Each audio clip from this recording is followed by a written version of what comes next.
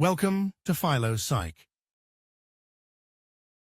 There's a disturbing truth buried deep beneath the surface of human attraction, a truth we often sense but rarely name out loud. It's subtle, it's psychological, it's ancient, and for those willing to explore it, it changes everything. Human relationships aren't built on love in the way we like to think they are.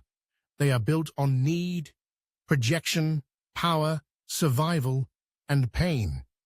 And when it comes to the relationship between men and women, Schopenhauer believed that nature itself had designed a cruel trick, that women, consciously or unconsciously, are agents of nature, and nature, according to him, has no concern for happiness, only for reproduction. This isn't about blaming women. It's about understanding the forces that shape their behavior, often without their awareness. Women don't want you to suffer because they're evil. They want you to suffer because suffering is a signal. It tells them you care, that you're invested, that you'll fight, that you'll work, that you'll provide. Schopenhauer once said that love is a delusion created by the will to life, by nature's manipulation of the sexes to ensure procreation. In other words, the feelings you think are romantic or spiritual are often tools to get your genes into the next generation. Pain is a powerful motivator, and women, whether they realize it or not, use pain to test men. Emotional withdrawal, mixed signals, comparisons to other men, demands that shift constantly. These aren't accidents. They are mechanisms that provoke you into proving your worth, not just your financial value, but your psychological resilience, your willingness to endure. It's not always done with malice. In fact, most of the time, it's subconscious. A woman doesn't wake up and say, "I'm going to make him suffer today," but she may instinctively pull away when you seem too available, or criticize you at your most vulnerable moment, or shift the goalposts when you've just met her expectations. This keeps you on edge, always striving, always chasing, never fully at peace. Why would nature design things this way? Because from a biological standpoint, comfort doesn't serve evolution. Complacency doesn't guarantee survival. The man who suffers for a woman proves he's willing to fight for her, to protect her, to stay committed. Suffering becomes a badge of value, and a man who doesn't suffer is often perceived as weak, untested, or replaceable. Schopenhauer went so far as to suggest that women are not drawn to what makes a man happy, but to what makes him useful. And usefulness is often born from hardship. A man who's been broken and rebuilt. A man who has scars. A man who has struggled and succeeded. He's valuable. He's been refined by pain.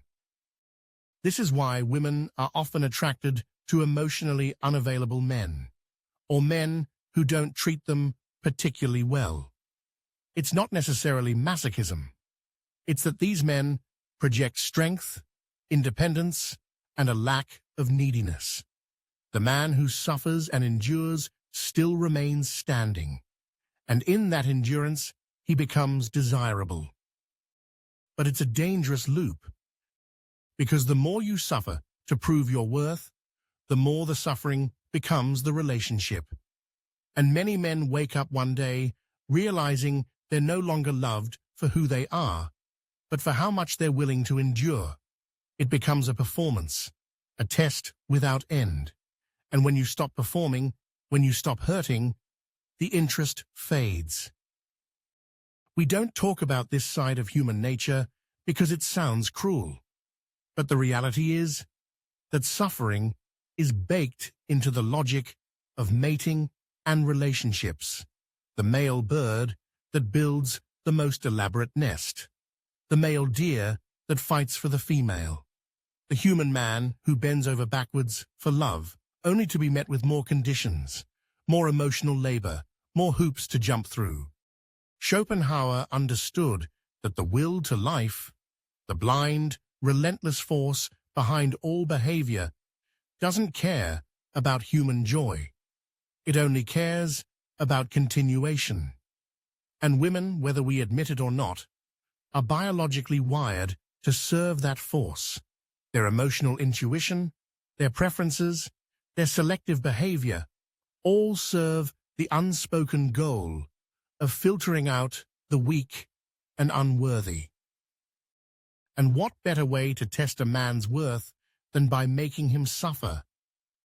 If he walks away, he was never strong enough. If he complains, he's not emotionally stable.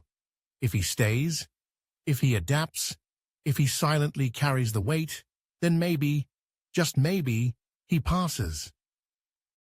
It's a psychological gauntlet that many men don't even know they're walking through.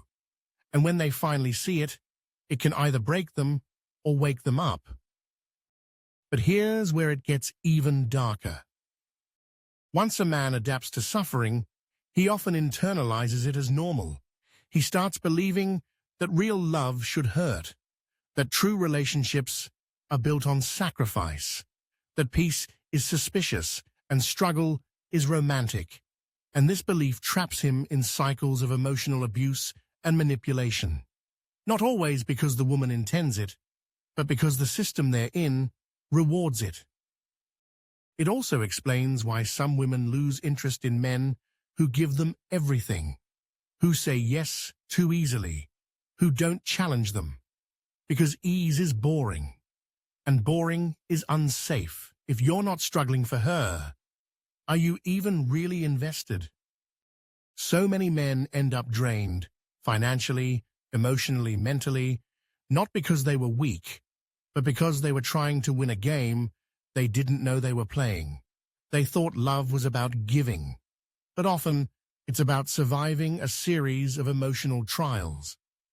Schopenhauer would argue that the entire structure of romantic attachment is a manipulation, one designed to perpetuate the species, not to make us happy. In that system, women are not villains. They are participants, just like men. But the rules they play by, rules set by biology and reinforced by culture, often reward cruelty over kindness, distance over closeness, ambiguity over clarity. And men who don't understand this suffer more than they need to. It's not about hating women. It's about seeing clearly. A woman who wants you to suffer isn't necessarily malicious, but she is playing a game where your suffering is a signal. And once you understand that, you get to make a choice. You can keep suffering to prove your worth, or you can step outside the game entirely. You can stop viewing love as something to be earned through pain. You can stop equating suffering with value. You can stop running the endless marathon of emotional validation. Some won't like this. They'll say, you're cold, detached, unromantic. But maybe that's the point. Maybe the antidote to suffering isn't more sacrifice. Maybe it's clarity. Maybe it's choosing peace over performance, boundaries over blind loyalty, self-respect over silent endurance. You don't owe anyone your suffering, not even in the name of love. Because if love requires you to suffer endlessly, it might not be love at all. It might just be nature using you. And here's the part most people will never say out loud, because it offends the dream that one day you'll meet someone who will love you purely, unconditionally, endlessly. But human love isn't unconditional. It's transactional, emotional, biological, strategic. Love can be deep. Love can be real. But it still operates within limits and rules. And for many women, though not all, those rules involve a kind of emotional filtration process that often looks a lot like cruelty. The cold truth is that women are biologically incentivized to secure the best possible mate. Not the kindest, not the most loving, the strongest, the most resourceful, the most stable under pressure. These traits are revealed through discomfort, not ease.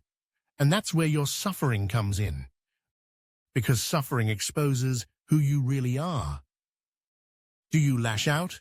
Do you collapse? Do you beg? Or do you endure? That's the test. This test isn't some modern invention. It's ancient. It's embedded in every culture. The trials of manhood, the hero's journey, the rite of passage. Over and over, men are expected to face hardship, to be molded by it, to prove themselves through it. And in the context of relationships, the woman often becomes the symbolic gatekeeper to that right. Not because she consciously chooses it, but because nature made her the filter. It's why so many men say things like, "I gave her everything, and it still wasn't enough." Or, "The more I tried, the more distant she became." What they don't realize is that the suffering they were enduring wasn't a tragic mistake. It was part of the unspoken process. The more they suffered, the more they hoped to prove their worth. But the more they suffered visibly, the less attractive they became. Why? Because visible suffering, if not paired with stoic control, signals instability. And instability is unsafe. The man who suffers and breaks is a liability. The man who suffers and adapts becomes attractive. The line is thin, but it's everything. And yet, even the man who adapts must understand the cost. Because, at a certain point, you realize that the prize you were chasing doesn't bring peace. It brings more conditions, more rules, more trials. The game never ends. And unless you step out of it completely, you spend your life bleeding for approval that never quite arrives. There is a quiet power in walking away from that game. When you stop trying to earn love through pain, you start seeing who really values you. When you stop tolerating emotional manipulation masked as standards, you start protecting your mind. When you stop participating in relationships that demand your suffering as proof of commitment, you begin reclaiming your life. And here's the paradox. The moment you stop trying to win a woman's approval by suffering, the dynamic often changes. You become less predictable, less emotionally available, less controllable. And to some women, that makes you more appealing. Because now, you're the one who doesn't need. And neediness is the kiss of death in attraction. This is why Schopenhauer warned against being ruled by love. Because love, as beautiful as it seems, often enslaves men to a system of quiet suffering.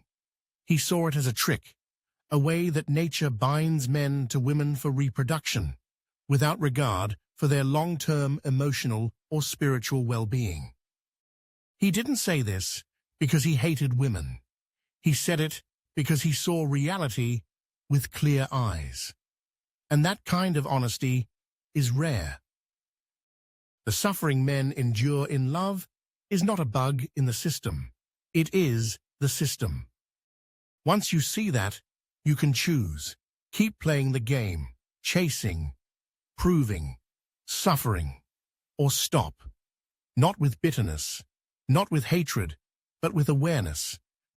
Because a man who is aware no longer dances for crumbs of affection. He becomes whole.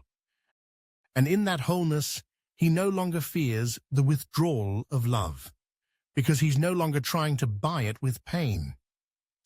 Some will call this cold, detached, cynical.